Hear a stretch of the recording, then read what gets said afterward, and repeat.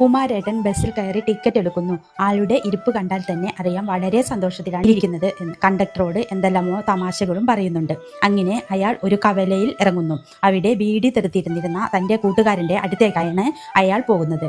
അയാൾക്ക് ഒരു കുപ്പി കൊടുത്തുകൊണ്ട് തൻ്റെ വേദന നല്ലതാണ് എന്ന് പറഞ്ഞ് അയാൾ ഒരു കുപ്പി കൂട്ടുകാരന്റെ കയ്യിൽ കൊടുക്കുന്നു. അങ്ങനെ ഒരു കുളി പാസ്സാക്കണം എന്ന് പറഞ്ഞ് കുമാരേട്ടൻ ഒരു കെട്ട് ബീഡിയും വാങ്ങി ബാഗിൽ വെക്കാൻ പോകുമ്പോൾ ബാഗിൽ ഒരു കത്ത് കാണുന്നു. അപ്പോഴാണ് കുമാരേട്ടൻ ഓർത്തത് താൻ ഈ കത്ത് പോസ്റ്റ് ചെയ്തിട്ടില്ലല്ലോ എന്ന്. തന്റെ ഒരു മറവിയെ പറ്റി ആലോചിച്ച് അയാൾ തലയിൽ തല്ലുന്നു. അങ്ങനെ അയാൾ കത്തും പോസ്റ്റ് ചെയ്ത് കുറെ നേരം ഓട്ടോ വെയിറ്റ് ചെയ്ത് നിൽക്കുന്നു. പക്ഷെ ഓട്ടോ ഒന്നും കിട്ടാതെ വന്നപ്പോൾ നാട്ടുവഴിയിലൂടെ നടന്നു നീങ്ങുന്നു.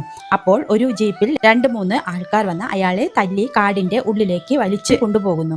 കുറച്ച് സമയത്തിന് ശേഷം ഉണ്ണി ബസ്സിൽ വന്ന് ഇറങ്ങി ആ ബീഡി തെറുപ്പുകാരന്റെ അടുത്തേക്ക് ചെല്ലുന്നു. അയാളോട് എന്തെല്ലാമോ സംസാരിച്ച് ഉണ്ണി ആ കുമാരേട്ടൻ നടന്ന നാട്ടുവഴിയിലൂടെ തന്നെ നടന്നു നീങ്ങുന്നു.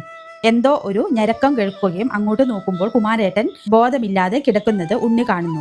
ഉണ്ണി വേഗം അയാളെ തോളിലെടുത്തിട്ട് ഇതിലൂടെ പോകുന്ന ഒരു കാറിന് കൈ കാണിക്കുന്നു. അത് നിർത്താതെ പോകുന്നു. അങ്ങനെ ഒരു വൈക്കോൽ കൊണ്ട് ഒരു ട്രാക്ടർ വരുന്നു. ആ വൈക്കോലിന്റെ പുറത്ത് കിടത്തി അവൻ വേഗം കുമാരേട്ടനെ ആശുപത്രിയിൽ എത്തിക്കുന്നു. ആശുപത്രിയിലെ ഡോക്ടർ ചോദിക്കുന്നു തന്റെ വണ്ടി തട്ടിയതാണോ എന്ന്. പക്ഷെ അയാൾ പറയുന്നു അല്ല, ഞാൻ വഴിയിലൂടെ പോകുമ്പോൾ വണ്ടി മുട്ടിക്കിടക്കുകയായിരുന്നു, ഇത് ആരാണെന്ന് തനിക്കറിയില്ല എന്ന്. അങ്ങനെ കുമാരേട്ടനെ അവിടെ ആക്കി അവൻ വീട്ടിലേക്ക് ചെല്ലുന്നു. പിറ്റേ ദിവസം അവൻ ആശുപത്രിയിൽ ചെല്ലുന്നു. അപ്പോഴേക്കും കുമാരേട്ടൻ മരിച്ചു കഴിഞ്ഞിരുന്നു. പിന്നീട് അവൻ കുമാരേട്ടന്റെ ശവമടക്കിന് അവന്റെ വീട്ടിൽ എത്തുന്നു. അപ്പോൾ വീണ്ടും ആ വീടി തെറുപ്പുകാരനെ കാണുന്നു.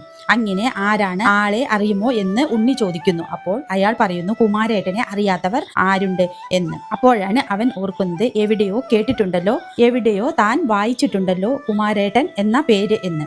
കുമാരേട്ടന്റെ കുറച്ച് വിവരങ്ങൾ കൂടെ ശേഖരിക്കുന്നു. പിറ്റേ ദിവസത്തെ പത്രത്തിൽ കുമാരേട്ടൻ ലോറി ഇടിച്ച് മരിച്ചതാണെന്ന് പത്രത്തിൽ വരുന്നു. അത് കണ്ട് അവൻ പത്രം ഓഫീസിൽ ചെന്ന് ബഹളം ഉണ്ടാക്കുകയും ലോറി അല്ല ഇടിച്ചത്, ആരോ അടിച്ചിട്ടതാണ്, ഞാനാണ് ഹോസ്പിറ്റലിൽ എത്തിച്ചത് എന്ന് പറഞ്ഞ് അവിടെ പ്രശ്നമുണ്ടാക്കുകയും അങ്ങനെ പിറ്റേ ദിവസം പത്രത്തിൽ അത് തിരുത്തി വരികയും ചെയ്യുന്നു. പിറ്റേ ദിവസം അവൻ കുമാരേട്ടന്റെ വീട്ടിലേക്ക് ചെല്ലുന്നു. അവിടെ മകളും ഭാര്യയും മാത്രമാണ് ഉണ്ടായിരുന്നത്. താൻ കുമാരേട്ടന് കുറച്ച് പൈസ കൊടുക്കാനുണ്ടായിരുന്നു. അത് കൊടുത്ത് കുമാരേട്ടന്റെ കൂടെ 2 ദിവസം കൂടാമെന്ന് കരുതി വന്നതാണ് എന്ന് ആ അമ്മയോട് പറയുന്നു. എന്നിട്ട് ആ അമ്മയ്ക്ക് കുറച്ച് പണം കൊടുക്കുന്നു. കുമാരേട്ടന്റെ മകളോട് ഉണ്ണി പറയുന്നു അയാളെ തല്ലിയതാണെന്ന് നിങ്ങൾക്കറിയാമല്ലോ, അത് കേസ് കൊടുത്തുകൂടെ, ഞങ്ങൾ കുറച്ച് ആൾക്കാർ ഒപ്പിട്ടിട്ടുണ്ട് എന്ന് പറഞ്ഞ് ഒരു പേപ്പർ മകളുടെ കയ്യിൽ ഉണ്ണി കൊടുക്കുന്നു. കുമാരേട്ടൻ ബസ്സിൽ കയറി ടിക്കറ്റ് എടുക്കുന്നു. ആളുടെ ഇരിപ്പ് കണ്ടാൽ തന്നെ അറിയാം വളരെ സന്തോഷത്തിലാണ് ഇരിക്കുന്നത് എന്ന്. കണ്ടക്ടറോട് എന്തെല്ലാമോ തമാശകളും പറയുന്നുണ്ട്. അങ്ങനെ അയാൾ ഒരു കവലയിൽ ഇറങ്ങുന്നു. അവിടെ ബീഡി തെറുത്തിരുന്നിരുന്ന തൻ്റെ കൂട്ടുകാരൻ്റെ അടുത്തേക്കാണ് അയാൾ പോകുന്നത്. അയാൾക്ക് ഒരു കുപ്പി കൊടുത്തുകൊണ്ട് തൻ്റെ വേദന നല്ലതാണ്